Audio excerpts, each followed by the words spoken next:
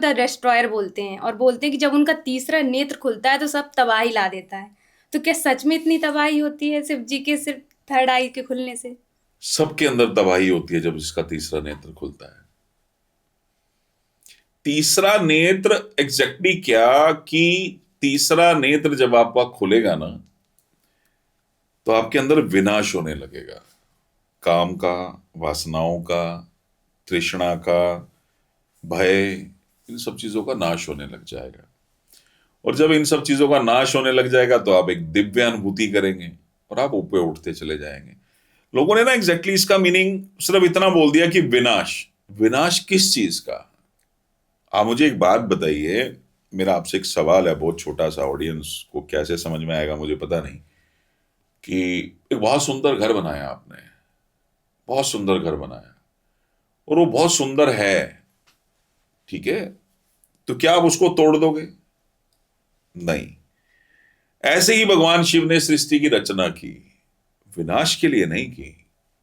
अब उसको ऐसा बना दिया गया। मैंने कहा ना, बहुत सारी चीजें ऐसी हैं जो ऐसी बेतुकी लिखी हुई हैं जिनका ना कोई मीनिंग नहीं है, लेकिन वो ये है कि उसको समझाना बड़ा मुश्किल हो जाता है कि जो भगवान शिव का तीसरा नेत्र है जब वो खुलता है वो विनाश करता है। आपका भी तीसरा नेत्र जब खुलेगा तो विनाश ही करेगा, लेकिन विनाश किस चीज का करेगा? आपकी काम वासनाओं का, आपकी ईर्ष्या का, अहंकार का, काम, क्रोध, लोभ, मोह, इन सब का नाश कर देगा। ये है तीसरा नेत्र खुलने का असली मतलब। ऐसा नहीं है कि भगवान शिव विनाशकारी हैं, भगवान शिव प्रलयकारी हैं, नहीं। यजुर्वेद में कहा गया कि भगवान शिव सिर्फ कल्याणकारी हैं, मंगलकारी हैं, शुभकारी हैं। ये हैं हमारे भगवान शिव। भगवान शिव ऐसे नहीं है। आप कभी भगवान शिव की तरफ जाके देखिए। एक आखिरी बात मैं भी ऑडियंस को कहना चाहूंगा, और बहुत सारी हमारी ऑडियंस का ये एक्सपीरियंस भी रहा होगा और आपका भी ऐसा ही रहा होगा, कि जब हम भगवान शिव की पूजा करते हैं, भगवान शिव की कृपा से ही हम उनकी पूजा कर पाते हैं, तो भगवान शिव हमें नारायण के किसी रूप की तरफ मोड़ देते हैं। या तो राम भक्ति दे देंगे या कृष्ण भक्ति दे देंगे, है ना। वो स्वयं के पास नहीं रुकने देते हैं, अपनी भक्ति इतनी आसानी से वो नहीं देते हैं, कारण कि उनमें और नारायण में कोई अंतर नहीं है। अब यहां मैं दूसरे तरीके से बात कहना चाहूं तो वो ये कि भगवान शिव आपको आपकी मंजिल तक पहुंचा देते हैं।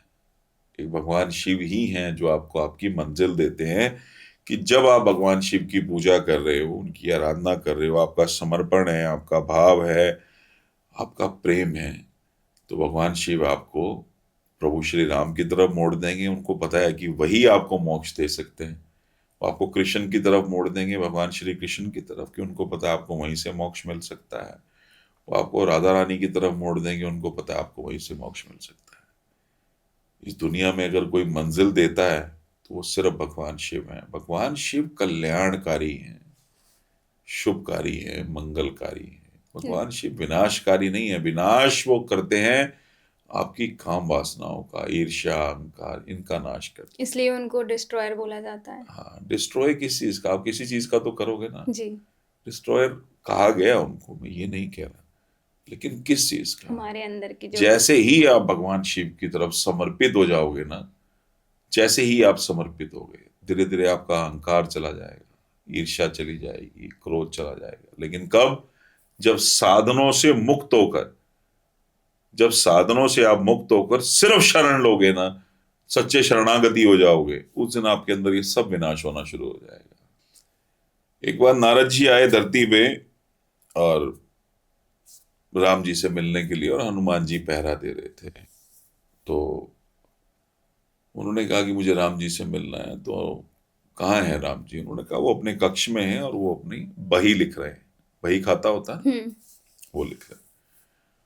तो नारद जी को बड़ी उत्सुकता हुई और वो गए राम जी के कक्ष में। और जैसे ही वो राम जी के कक्ष में गए तो उन्होंने देखा वो कुछ लिख रहे थे वहां पे। तो उन्होंने पूछा, प्रभु ये क्या लिख रहे हो आप? तो उन्होंने कहा, ये मेरे भक्त हैं जो रोज मेरा नाम जाप करते हैं, मुझे समर्पित है, ये मैं उन सबके नाम लिख रहा हूं। तो उसमें देखा उन्होंने, तो हनुमान जी का कहीं नाम ही नहीं था और नारद जी का नाम सबसे ऊपर था। नारद जी बड़े प्रफुल्लित हुए, खुश हो गए। और नारद जी आए और उन्होंने हनुमान जी को ये बात बोली। कि हनुमान जी आपका तो उस बही खाते में कहीं नाम ही नहीं है। कहते कोई नहीं, मेरे प्रभु ने मुझे इस काबिल नहीं समझा होगा, कोई बात नहीं। राम जी एक डायरी और भी लिखते हैं, एक बही खाता और भी लिखते हैं, और वो अकेले में बैठ के लिखते हैं। तो नारद जी को बड़ी जिज्ञासा हुई, वो फिर पहुंच गए राम जी के पास, और राम जी दूसरा बही खाता लिख रहे थे, तो उसमें हनुमान जी का नाम सबसे ऊपर था। उन्होंने कहा प्रभु ये क्या लिखते हो आप? कहते ये मैं उनका नाम लिख रहा हूं जिनका मैं रोज ध्यान करता हूं, जिनका मैं रोज जप करता हूं, उसमें हनुमान जी का नाम सबसे ऊपर था। ठीक है, दर्शन होना ईश्वर के ये संपूर्ण नहीं है, आपका पूर्ण रूप से समर्पित हो जाना ये आपको संपूर्ण बना देगा। बस दूसरी बात मैं हमेशा अपने हर प्रोग्राम में बोलता हूं कि जब आपका वक्त अच्छा है ना, आपको तब बदलने की जरूरत है, और जब आपका वक्त अच्छा नहीं होगा ना, तो आपके पास संभलने का मौका ही नहीं होगा। आज ईश्वर ने आपको सब कुछ दे रखा है, धन दौलत शोहरत ऐश्वर्य है, सब कुछ। तो आज आपके पास समय है कि आप समर्पित हो सकते हो, प्रभु मेरे पास सब कुछ है आपका दिया हुआ, मुझे अब आपके सिवा कुछ नहीं चाहिए। और एक दिन वो आएगा जब आपके पास कुछ नहीं होगा, और आप प्रभु से मांगने जाओगे, वो कहेगी मैं तुझे सब कुछ दे दिया था तो भी तू मेरा नहीं हुआ, अब दोबारा दे दूंगा तो तू क्या मेरा हो जाएगा? नहीं। जब वक्त अच्छा है ना, तब संभलने की जरूरत है। जब वक्त अच्छा नहीं होगा तो आप संभल ही नहीं पाओगे।